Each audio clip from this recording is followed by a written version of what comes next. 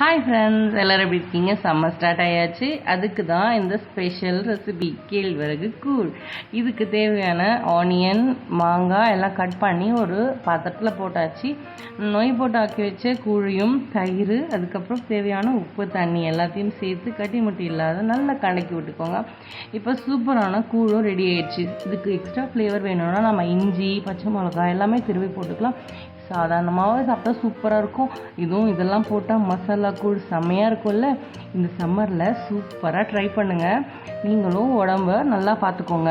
இந்த மாதிரி வெரைட்டியாக நம்ம உடம்புக்கு எது முக்கியமோ இந்த சம்மரில் அதை சேர்த்துட்டு நல்லா ஹெல்த்தியாக இருங்க. கண்டிப்பாக எல்லாரும் கிடைக்கிற இயற்கையான விஷயங்களை நல்லா உபயோகப்படுத்திக்கோங்க. உடம்ப சில்லுன்னு வச்சுக்கோங்க. சரிங்களா? இதே மாதிரி அடுத்த வீடியோவில் சந்திக்கலாம். கீப் வாட்சிங் மை சேனல். உங்களுக்கு என்னோடய வீடியோஸ் பிடிச்சிருந்தா லைக் பண்ணுங்கள், ஷேர் பண்ணுங்கள், ஃபாலோ பண்ணுங்கள். அடுத்த வீடியோவில் ஒரு ஹெல்த்தியான ரெசிபியோடு சந்திக்கலாம். ஓகேங்களா?